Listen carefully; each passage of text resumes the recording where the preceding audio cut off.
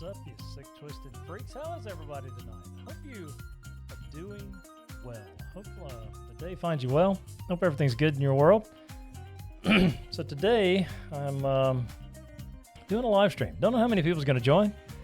If we don't get a lot, that's fine. That's totally fine as well. I'm gonna hang on here for a little while. Normally our live streams go for about, 30 minutes to an hour, which is about what we actually put into the time that goes in. And really, it's just about, coming on, hanging out, seeing if anybody's going to join us. I did start a bit early, maybe just like a minute or so early, but excuse me, I had to clear my throat there. So tonight, I'm thinking conspiracy theories is what we're going to talk about. Depending on who jumps in and how many people we actually have jump in, I'm thinking conspiracy theory is going to be a good topic. So hopefully the audio is good. Normally, my wife jumps on here and tells me if it sucks or if I need to adjust something. So she's busy today, so I don't know if the audio's horrendous or the music's bad. That music, by the way, is I forget the name of it, but it's called "Your Call" by Kevin MacLeod, and the link in the attribution for the music itself is in the I don't want to call it show notes because that's not what it is, but it's the the video description. So I put it all there to attribute the music to where it goes. Really cool sound. I don't know if you've been to check out that link that's in there for this song. There's a lot of good stuff there for video creators and podcast creators as well. And you can use free as long as you give attribution for it. So I get some weird sounding here. I don't know what it is. I keep testing things with my gain and different setups with the mic and mic placement, helping me learn a little bit more. So it's getting better. Plus, I actually did some room treatment in my little studio, if you will. I call it a studio. It's my playroom. It's my it's my man cave. This is where I hang out. I don't hang out here through the week. Just on the weekends, I come down and do live streams, do video creation, and this is where I record my podcast. If you hadn't checked that out, please go check out the Bearded Guy podcast. I'm on Buzzsprout now, and actually, I had some really cool stuff happen the past couple of weeks with my podcast. As soon as this song quits playing, it'll go off here in a second. But you know what? I've been trying. When I used to be on Anchor.fm for my podcast, and it was really good. Anchor was a great hosting site. Don't get me wrong. I'm not taking away from Anchor at all.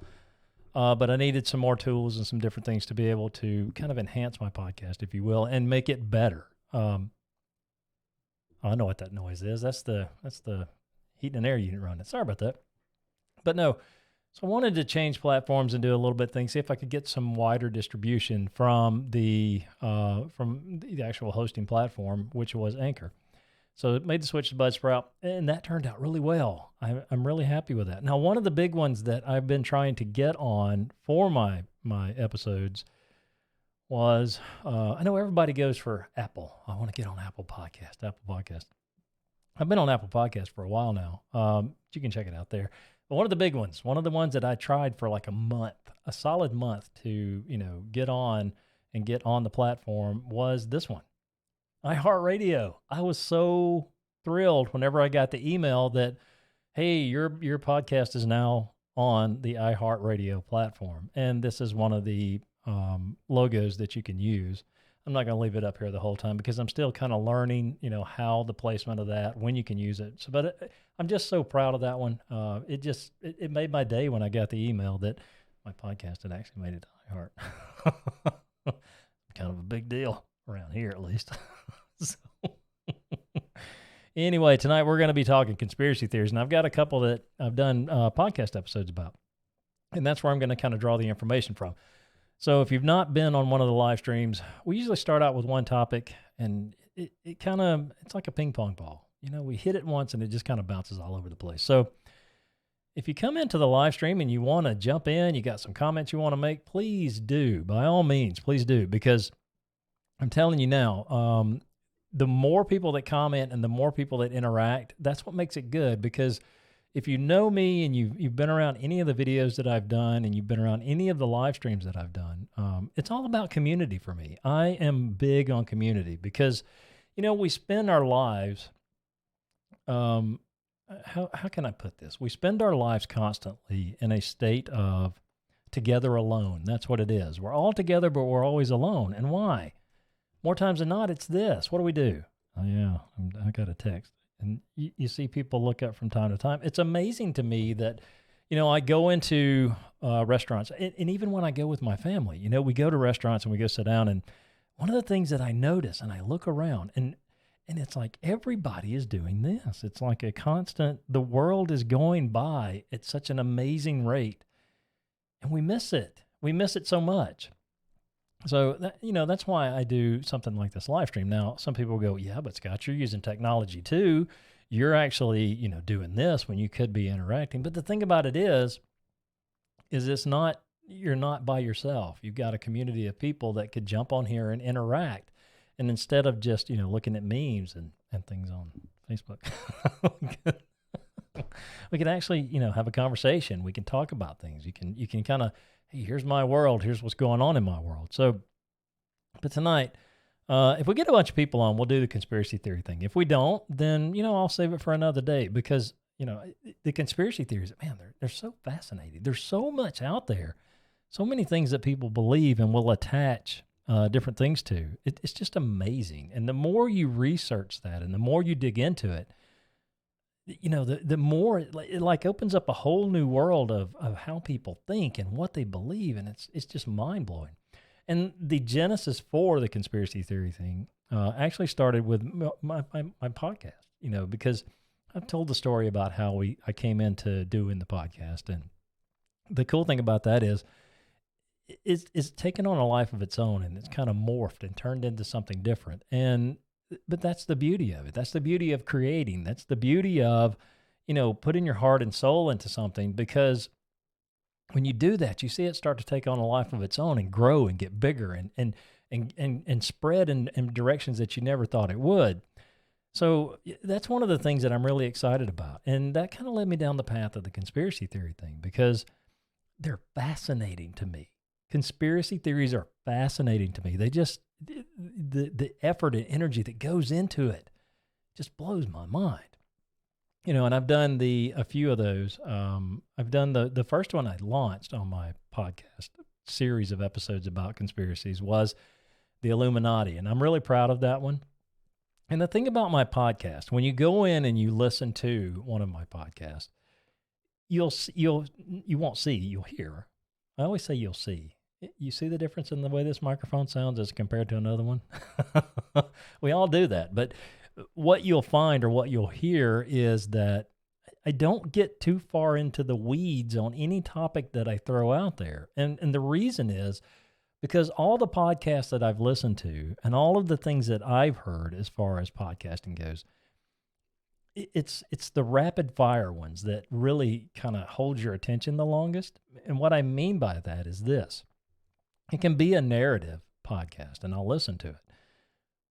But if it's one of those podcasts where it's so much technical information and so much minutia and so much everything that goes into every little detail and every little splinter and every little rabbit trail, I tend to get a bad case of ADD, and I try not to do that with my podcast. And I'm not saying they're bad. Don't get me wrong. I would never, ever, ever, ever, ever talk bad about somebody else's podcast. I'm just saying, as far as me listening, that's what holds my attention, is that it's kind of a rapid fire thing. It gets a lot of information out there really quick, and it allows me the time to make my decision whether I want to go research that further or not. So again, I would never talk down about anybody. I know that sounded bad. I probably phrased that wrong. And if I did offend anybody, my apologies. I'm sorry. But that wasn't what I was saying. But, I try to put the information in there so you can kind of, what is truth to you? What does it mean to you when you hear information presented? And is it enough to make you want to go and research it for yourself? That's the question. And that's what I try to do with my episodes, is give just enough information to be interesting and to kind of expose you to whatever the subject is or whatever the topic is, and allow you the freedom to go make your own mind up about the information that's been presented. Because there's been a lot of times when I hear people talk about, certain things, and it's like, oh my goodness, detail. And details are good, but you kind of get lost in it because there's too many twists and too many turns and too many like little splinter paths, if you will, that can go all over the place. So just get in, get out. So I'm rambling. Anyways, tonight, thank you for coming in.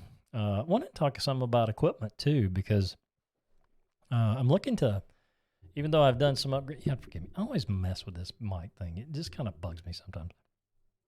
I've been upgrading my equipment lately, and one of the things here is the Rode Pod mic. And I'm not a Rode spokesman, and Rode doesn't pay me to say anything about their mics, to be honest with you. But I had a love-hate relationship with this microphone when I bought it. It's a totally different sound than my Behringer XM8500s, which I love my Behringer XM8500s. I love them so much I actually bought 3 of them. And when I get my set up to do multiple people on the podcast, I've got plenty of mics to do that with now. And I just love the way those things sound. They're not some people would call it a muddy sound. I call it a warm sound, and you can really do a lot with it in EQ. And one of the things that I found benefited was buying this SE Electronics DM1 Dynamite, which actually adds clean gain to your microphones. Any dynamic microphone that you may be using, it adds clean gain to it. And you just can't beat that. Because gain, if you know anything about mixing boards and mics and inputs, and anybody that does video creation understands that. But gain can really do a lot of things to your sound. It can color it a lot, because the more you have to crank the gain on your actual board or your input device for whatever you're doing, it introduces a lot more sound. Now, with the DM1, you can actually use a lot less gain in the mixing board or your input device, because this provides it via 48 volts phantom power. Excuse me. But so I am doing some different things with my setup, and my Behringer board that I've been using. I love it. It's a great board. This thing's got, I think it's got 12 inputs that you could actually run whatever you wanted to. You can do so many different things with it. But I'm looking at getting a Zoom L8, LiveTrack 8. That's a sweet board, because there's so many things that it does and so many things that are built into it that you would have to actually use secondary to a standard mixer that are really, just slick. It's just slick the way they've set it up and the way they've done it. I love that board. But, again, it's one of those things you have to build up to, because that's a $400 board.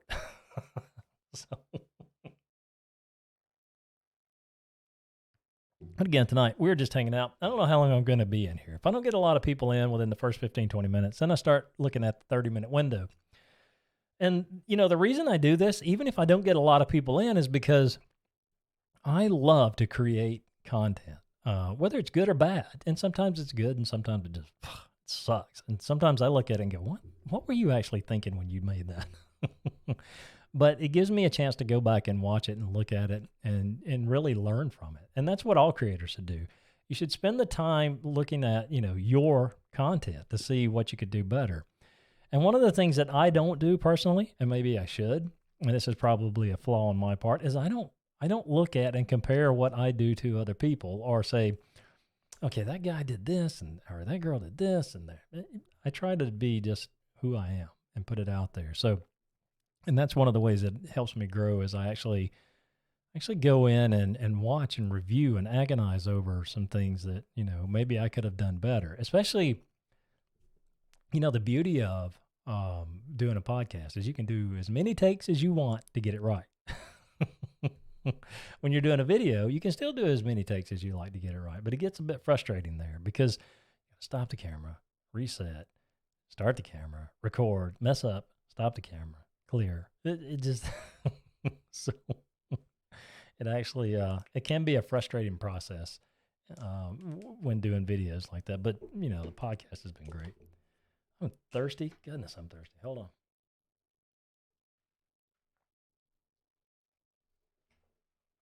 All right.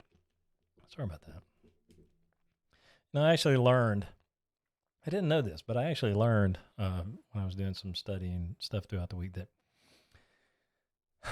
you can actually dehydrate just talking. And that's why they say it's important. Like if you're doing speaking, or you're doing, live streaming, or you're doing hate to say it again, a podcast, you need to have a lot of liquid intake, water, because you do dehydrate. And once you dehydrate, it's crazy. You start creating a lot more saliva. And that's a weird thing. You start creating a lot more saliva, and that's what you get you get all that sound through the microphone. And I'm having trouble talking because I'm a little bit dehydrated tonight. But anyway, so tonight I have nobody in, just me. That's cool. That's fine. Again, I create because I love to create. And if people join in, they join in. And if they don't, they don't. That's fine too. But yeah, so let me get back to the subject of equipment. But yeah, like I was saying, I bought some things that I've invested in some, new stuff like this Rode Pod mic, which again, I had a love-hate relationship with this thing. And I think a lot of the reason that I did was because the way it sounded. It's not that the Behringers are bad microphones. They're not. But their sound is completely different. Their audio footprint is what I'll call it, is completely different than the Rode Pod mic. Now, this is supposed to be a broadcaster's mic. But, again, you still have to do some things and some EQ. And when I first got it, I plugged this thing in and I was like, yeah, this is going to be amazing. And that just kind of sounds like crap. And it took me a while to get used to it, the way I actually sound through this microphone. And again, it's all a difference in, mic builds, mic quality. And again, this was $100. My Behringers were $20. Now they've gone up to $23, but my Behringers were $20 a piece on Amazon. And actually, I like recording with those things really well. I have one of my Behringers actually on a mobile setup, and my mobile setup holds my Zoom H4n recorder, which is a really slick recorder that I got, at a very good deal. And I use XLR cable, and then from out of my Zoom H4n, I can actually use this DM1, which is what I plug into it a good bit, and use my Behringer microphone and record to the Zoom H4n, take that, and, I can plug it into a little card reader on my computer, bring it in through Audacity and clean it up and do episodes that way. So that is one of my main mobile setups. And the crazy thing about it is, depending on where I'm at in my home, or I could even be sitting on the front porch recording an episode or doing anything, audio related. But I really like that setup, and those Behringers are great for that. So another thing too I've been looking at, and I don't know if this is going to happen, but I'm looking for it, or looking to do it rather. I'm looking to get some, not shotguns. There's two different types there. There's the Behringer C something. It's a pair of small diaphragm condenser mics, and actually you can point them in any direction. But what I want to do with them is actually get another video creating setup where I'm not having to use a microphone like this, or I'm not having to use one of these, my trusty dusty lav mic that I've had this thing for, I don't know, about a year now. I love this mic, but I want to get to a setup where I don't have to use that. I want to go to a setup where I'm actually just on camera, no headphones, no microphone in front of me, and recording decent audio. So I'm looking at something like that. There's a couple options. Samson has a pair that's like $100, and then Behringer has a pair that range, I think, from anywhere from $49 on up to, let's see, what is that? On up to about $60 or $70. But, a lot of the reviews are good. So I'm thinking about getting those. And once I do, I'm going to do some different video testings with that. And one of the things, too, that I actually noticed with my setup tonight, I tried something different.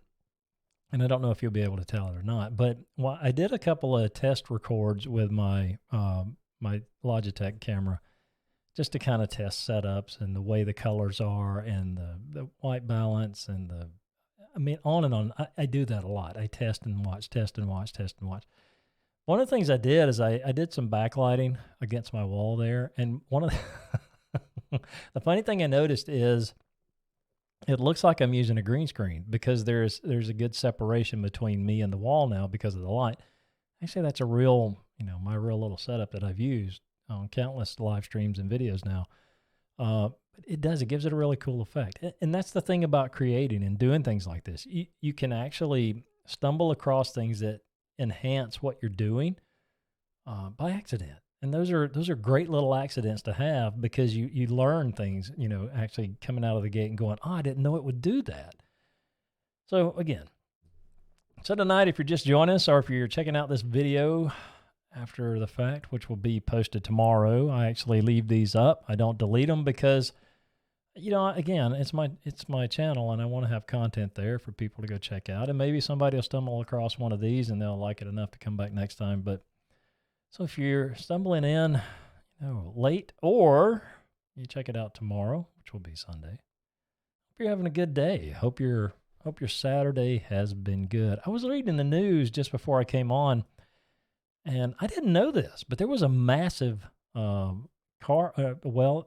was a car wreck. A tanker truck and a car collided, and it caused the truck to flip over and catch 85 on fire. And sadly, both people died in the accident. But, the news reports are saying that it damaged all lanes of that area of 85 to the point that it's going to have to be repaved before it actually can open again. And I was thinking, man, that must have been, I saw the pictures. It is horrendous what happened with that. And it's really sad that two people lost their lives. It's always a sad thing, especially accidents, because, it's one thing to live a long, full life, and then pass away. It's quite another to have life taken from you. But again, for those families, those people that were involved in that wreck, our hearts go out to you, and I hope that you can get through that. But anyways, enough of the. I got off into a weird place there. Sorry about that. But again, so tonight we're just hanging out. I say we all the time. And the reason my wife used to ask me, why do you say we? Why do you always refer to us? I said, well, because, we are together here. I'm sorry, I keep hitting things. We, I do the stream. You're a part of it because, you help me by, helping me set everything up and do all the things that I do. And that's the beauty of that. My wife is my best friend, and I tell her all the time. She is. She helps me so much. She's so supportive of my man cave, his studio. She's very supportive, and that's an important thing for me, and I'm so thankful for her because she has done so much for me in my life. So again, I hope this is going out good. I hope everybody's doing well tonight. And I may jump in. I think I'm going to go ahead and do the actual. Let me find where's my mouse. There it is. Hey, mouse. Thing goes to sleep all the time. But anyways, Bearded Guy Podcast, check that out. We talk about the paranormal, the oddities, the strange things in life that just don't make any sense to us. And right now we're on a conspiracy theory multi-episode series. I'll get that right in a minute. We're just talking about conspiracy theories and diving into some of those. They're really fascinating, honestly. Some of the things we actually, I've turned over and kicked over. Just looking and researching. It's fun. It's really fun to go through and read some of these things. And some of them are just like, what are you talking about? And then make you scratch your head and make you think, okay.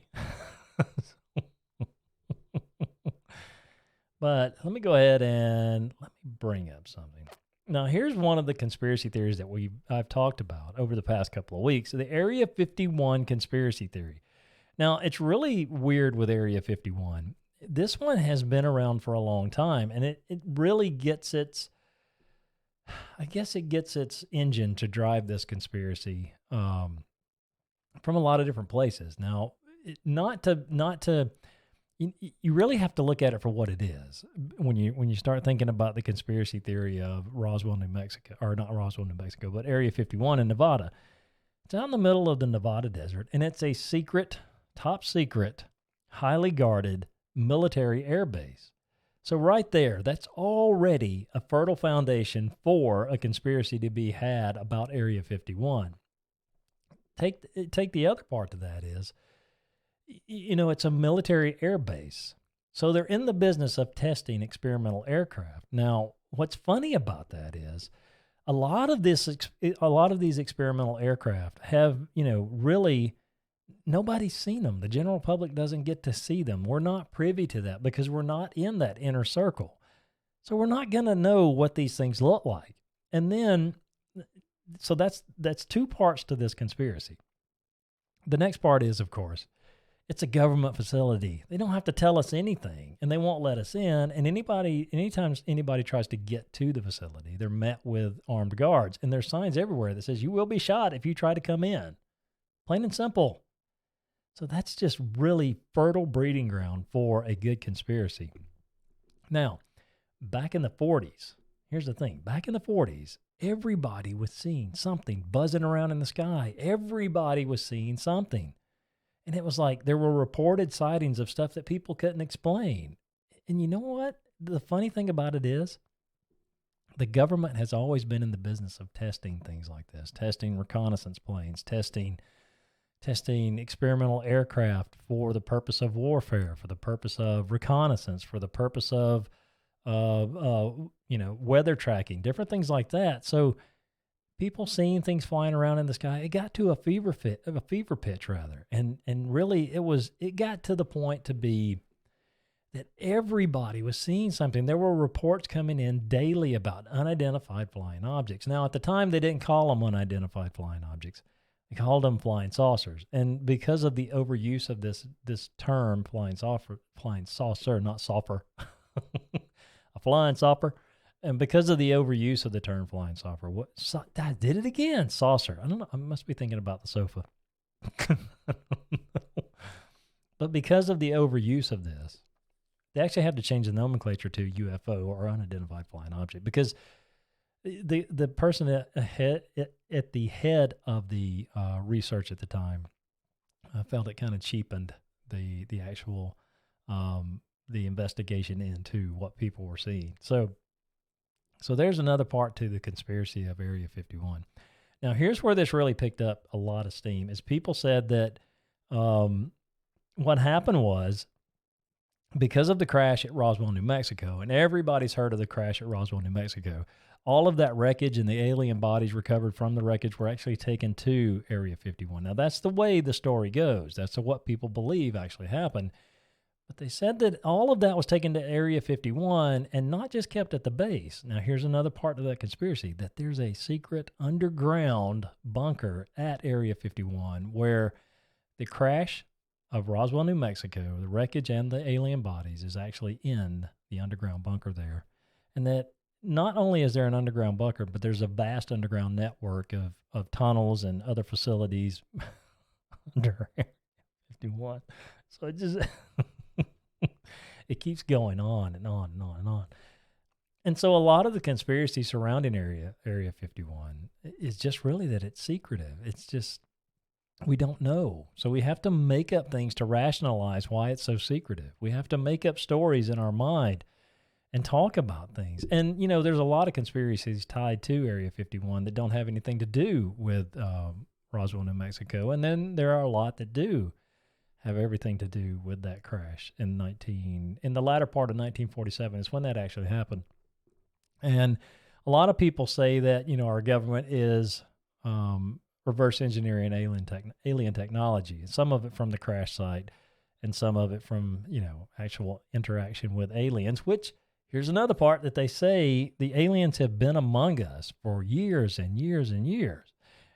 And that ties into Area 51. And it ties into Area 51 like this. They say the New World Order, or the NWO, whatever you want to call them, actually have a headquarter in Area 51. And they've got a project called Majestic 12 that actually works with aliens to reverse engineer alien technology and to, know what aliens are. For that, I don't know what the other purpose of it is. I didn't really get too far into it, but it's kind of weird, all of the things that get tied to it. They also say that they build alien-human hybrids at Area 51.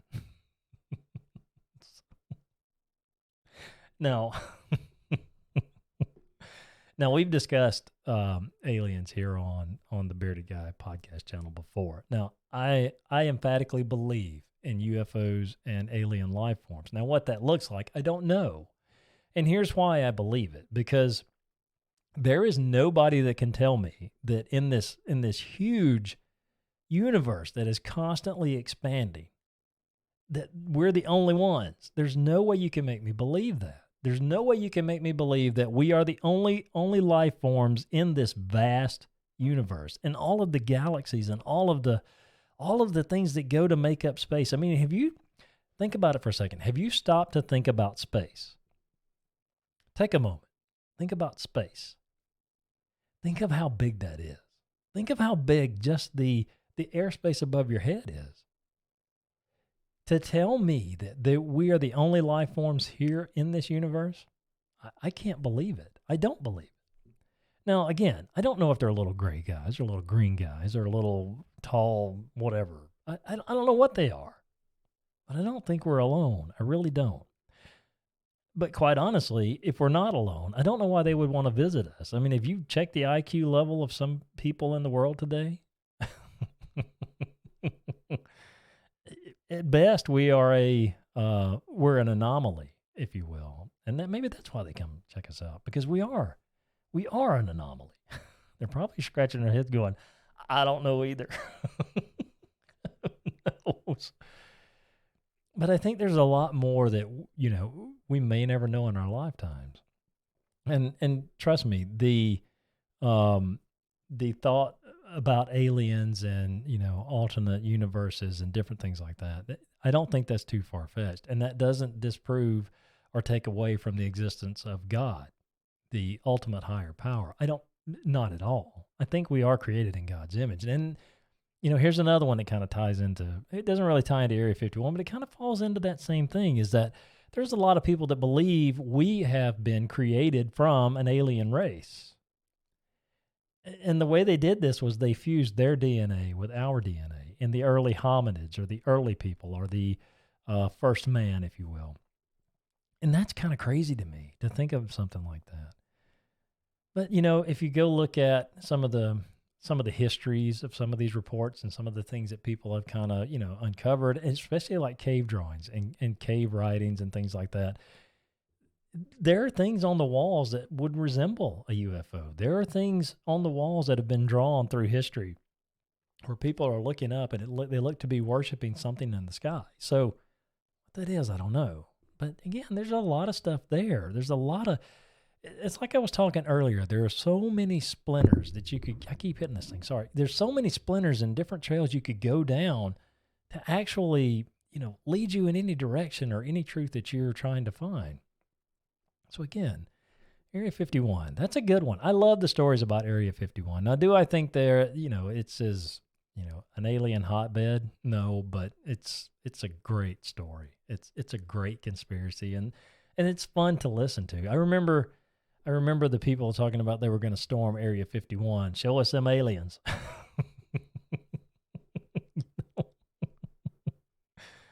And then there was the one guy, a poor, sad guy. He actually went to Area 15.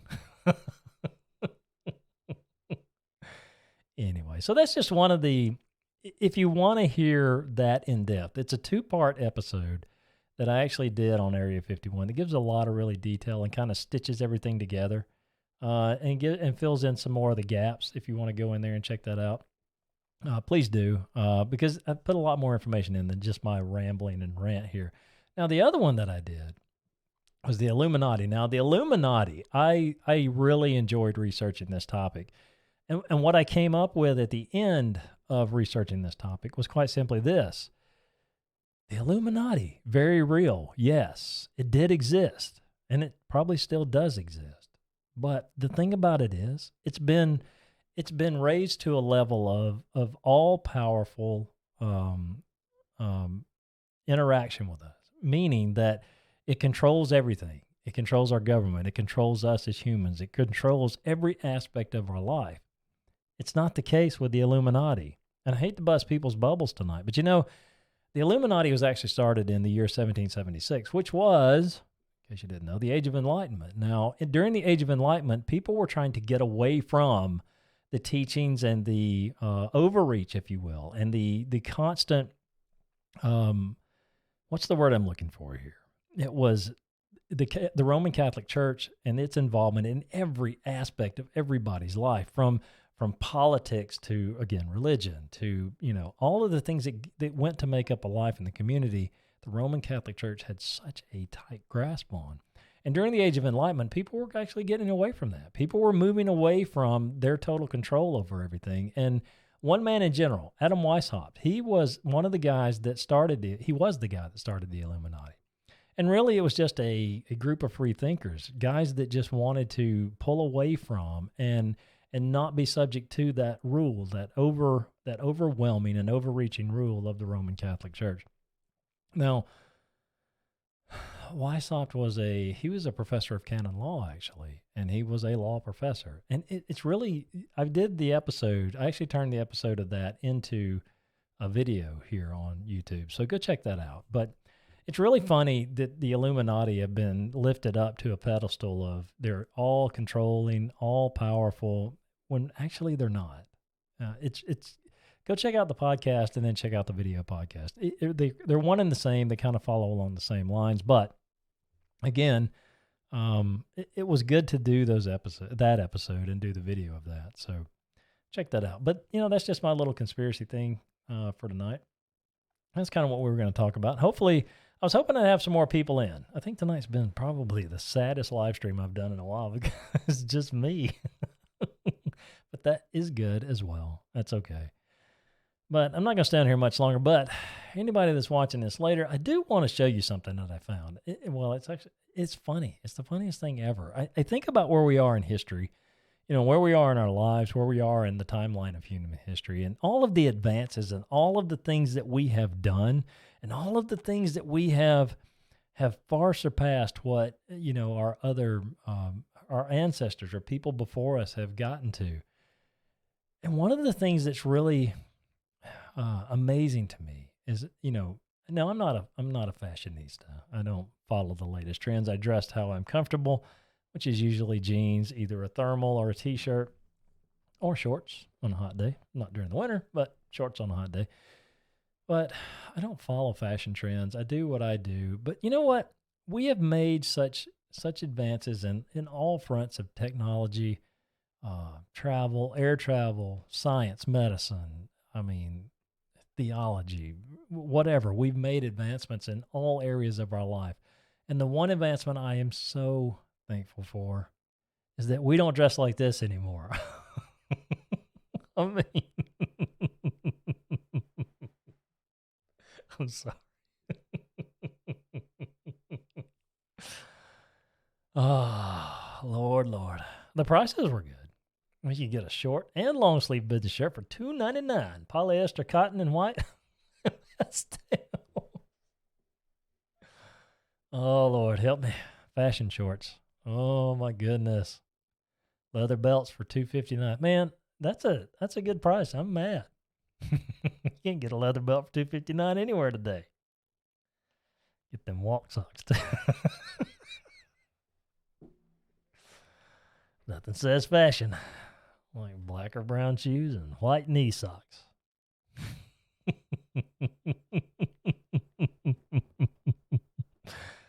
Oh, Lord. I don't even know what to think about that picture. It was hilarious to me when I saw it. And I said, you know what? I'm going to share it and talk about it. That was the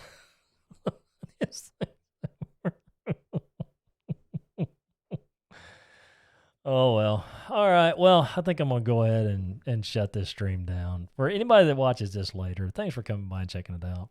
It's one of those things I do appreciate my viewers. I appreciate my subscribers. If you come by, please, and you like what you see, hit the subscribe button.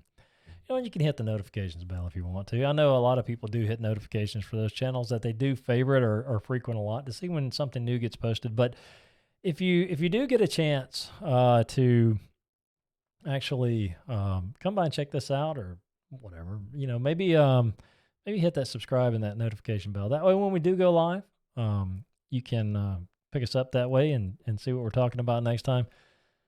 Hopefully next week we'll have somebody in other than me, but okay, that's fine. I enjoy just running my mouth. So I come on here, I'm talking to myself basically, but with the intention of thinking that somebody may be on tomorrow and maybe catch this live stream, which won't be a live stream. It'll actually be a recorded live stream, which is not live. It's replayed. Anyway, thanks guys. I hope everybody has a great rest of the evening. I hope your day tomorrow is good, and I hope next week is phenomenal for you, whoever you are and wherever you are. And It's always my hope that that's the way your life plays out, that each day is better and better and better. So for the Bearded Guy podcast channel, thank you so much. I hope everybody has a great night, and we'll do it again next time.